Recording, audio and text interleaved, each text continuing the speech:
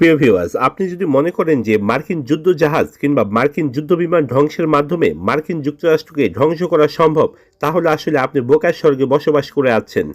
আপনি যদি মার্কিন যুক্তরাষ্ট্রকে ধ্বংস করতে চান, তাহলে আপনাকে প্রথমে মার্কিন যুক্তরাষ্ট্রের যে পেট্রো ডলার রয়েছে, সেই পেট্রো ডলার বা বৈশ্বিক ডলার ব্যবস্থাকে আপনাকে ধ্বংস করতে হবে। তো আজকের এই ভিডিওতে আমরা আলোচনা করব সেই পেট্রো ডলারের ইতিহাস নিয়ে এবং বর্তমান পরিস্থিতিতে পেট্রো ডলার কিভাবে ধ্বংস হতে পারে বা পেট্রো ডলারের ভবিষ্যৎ কি তা নিয়ে। পেট্রো ডলার কোনো আলাদা মুদ্রা নয়, বরং এটি একটি বিশ্বস্ত অর্থনৈতিক ব্যবস্থা যার মাধ্যমে কয়েক দশক ধরে বিশ্ব অর্থনীতিতে ডলারের একক আধিপত্য বজায় ছিল। এর ইতিহাস বেশ নাটকীয় এবং সরাসরি তেলের রাজনীতির সাথে জড়িত। পেট্রোডলারের ইতিহাসকে তিনটি প্রধান ভাগে ভাগ করা যায়, যার প্রথম প্রেক্ষাপট হল স্বর্ণের মানদণ্ডের পতন। দ্বিতীয় বিশ্বযুদ্ধের পর থেকে ব্রেটন উডস চুক্তির মাধ্যমে ডলারের মান স্বর্ণের সাথে যুক্ত ছিল, যেমন $35 1 আউন্স সোনা পেতেন। কিন্তু ভিয়েতনাম যুদ্ধের খরচ এবং অর্থনৈতিক সংকটে আমেরিকার স্বর্ণের মজুদ কমে যায়। ফলে 1971 সালে তৎকালীন মার্কিন প্রেসিডেন্ট রিচার্ড নিক্সন ডলারের বদলে সোনা দেওয়ার নিয়মকে বাতিল করেন। এতে ডলারের মান ও গ্রহণযোগ্যতা সবচাইতে বড় ঝুঁকির মুখে পড়ে। দ্বিতীয় পর্যায়ে 1974 সালের সেই গোপন চুক্তি। স্বর্ণের বিকল্প হিসাবে আমেরিকা এমন কিছু খুঁজছিল যা পুরো বিশ্বকে ডলার ব্যবহার করতে বাধ্য করবে। সেই সময় তেল ছিল বিশ্বের সবচাইতে মূল্যবান পণ্য।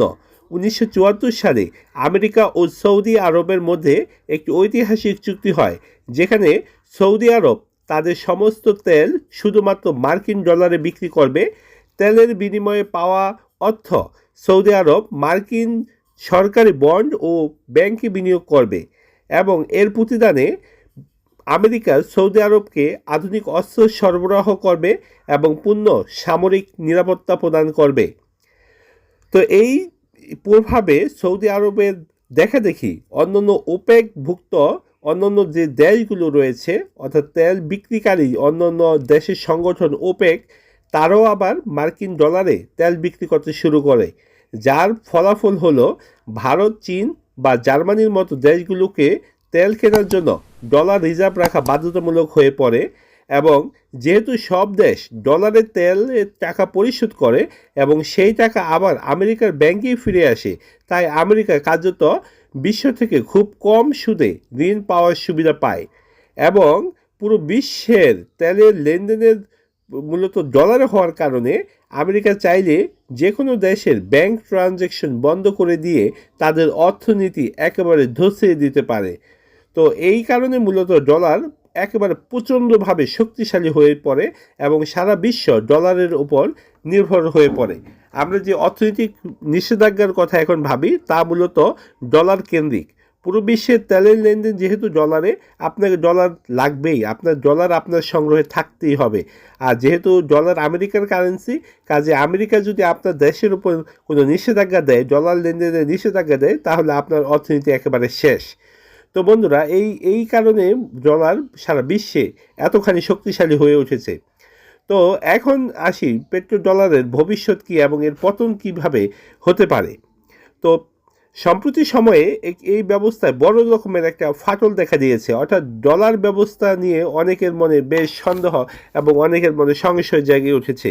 আপনারা জানেন যে সৌদি আরবের সাথে মার্কিন যুক্তরাষ্ট্রের যে চুক্তি হয়েছিল 1974 সালে, সেই চুক্তির মেয়াদ কিন্তু 2024-25 এসে শেষ হয়েছে। যদিও এখানে আমেরিকার অনেক ভিন্ন মত রয়েছে। এখন এই চুক্তি যেহেতু শেষ হয়েছে, এখন সৌদি আরব কিন্তু এই ডলারে তাদের তেল বিক্রি করার ক্ষেত্রে তারা বাধ্য নয়। কিন্তু যেহেতু সৌদি আরবের সাথে মার্কিন যুক্তরাষ্ট্রের দীর্ঘমেয়াদী একটি সম্পর্ক হয়ে গেছে, কাজেই সৌদি আরব চাইলেও মার্কিন যুক্তরাষ্ট্রের বাইরে গিয়ে তেল বিক্রি করার কথা চিন্তা নাও করতে পারে। একই সাথে সৌদি আরব এখন চীনকে কিন্তু রেনমেনবি এবং ভারতকে রুপিতে তেল দেওয়ার কথা ভাবছে। যদি এটা সম্ভব হয়, অর্থাৎ চীনকে যদি চীনের ইউয়ান মুদ্রায় এবং ভারতকে যদি রুপিতে সৌদি আরব তেল বিক্রি করে, যেহেতু তাদের কোনো আইনি বাধ্যবাধকতা নেই, সেহেতু তারা যদি সৌদি আরব এবং চীনের কাছে তাদের নিজে ইউয়ান এবং রুপিতে তেল বিক্রি করে, তখন কিন্তু ডলারের আধিপত্য মোটামুটিভাবে অর্ধেকে নেমে আসবে।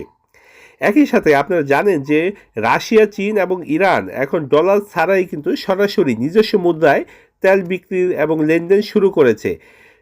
ইরান কিন্তু এই যুদ্ধের পরবর্তী সময়ে সরাসরি বলে দিয়েছে তারা চীনের কাছে ইউয়ানে তেল বিক্রি করবে, এবং হরমুজ প্রণালী দিয়ে যেই সকল জাহাজ যাতায়াত করবে তারা যদি ইউয়ানে তাদের তেল ক্রয় বিক্রয় সম্পূর্ণ করে, তাহলে তারা হরমুজ প্রণালী দিয়ে সেই সকল জাহাজকে নির্বিঘ্নে চলাচলের সুযোগ দেবে। অর্থাৎ ইরান, চীন এবং রাশিয়া চাচ্ছে মূলত এই ডলার ভিত্তিক যে বৈশ্বিক ব্যবস্থা সেটাকে সরিয়ে তারা নিজস্ব অন্য কোনো বৈশ্বিক ব্যবস্থা শুরু করতে।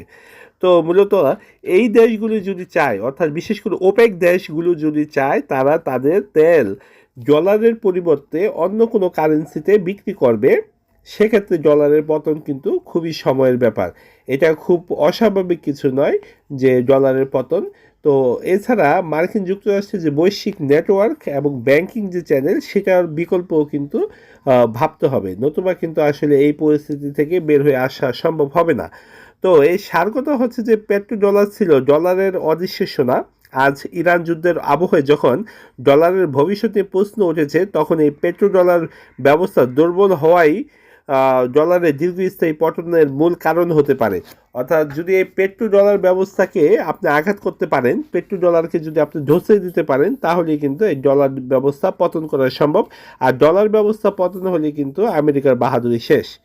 তো বন্ধুরা, এই ছিল পেট্রো ডলারের ইতিহাস এবং পেট্রো ডলার সম্ভাব্য কীভাবে ধ্বংস হতে পারে সেই নিয়ে আলোচনা।